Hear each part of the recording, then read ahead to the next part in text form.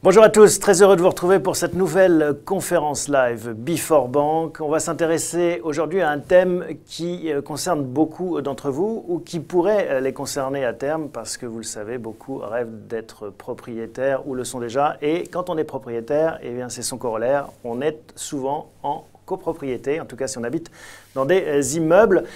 Ça pose quelques questions, bien sûr. On va vous donner l'occasion de les poser en direct. On a deux spécialistes pour les traiter ensemble. En l'occurrence, Catherine Schmidliger, bonjour. Bonjour. Merci d'avoir accepté notre invitation. Vous êtes rédactrice en chef au particulier immobilier, spécialiste, bien sûr, au sein du groupe Le Particulier, donc de l'immobilier, le marché, le financement, la copropriété, c'est le sujet qui nous intéresse, ou les rapports locatifs. À vos côtés, on trouve Maître Gabriel Neujanicki. Bonjour Maître. Bonjour. J'ai tendance à le prononcer à l'allemande, mais non, c'est Neujanicki, avocat à la Cour de Paris. Vous avez votre propre cabinet, une dizaine de collaborateurs et spécialiste des questions immobilières au sens large. Aujourd'hui, on va parler de la copropriété, mais ça va bien au-delà, votre expertise. Et vous êtes par ailleurs membre de la Royal Institution of Chartered Surveyors. Alors, première question, une petite parenthèse, mais tout le monde se prévaut de ce titre honorifique, enfin tout le monde, en tout cas ceux qui y sont membres.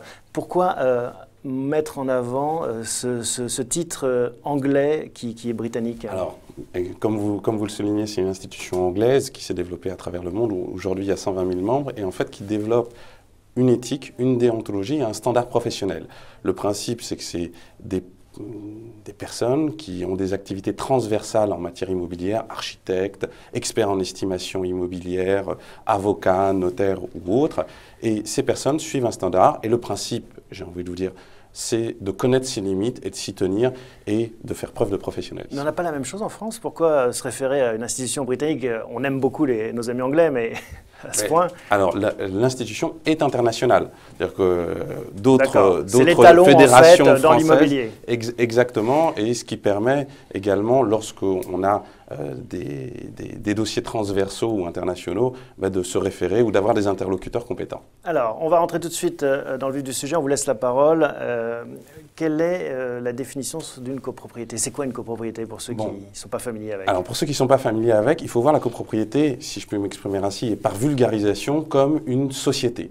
Une société, quel est le principe? Elle a des actionnaires. Et ces actionnaires, qu'est-ce qu'ils vont faire? Ils vont désigner un dirigeant. Les actionnaires sont les copropriétaires et le dirigeant sera le syndic. Ce syndic va avoir en charge la gestion administrative, financière et technique de l'immeuble.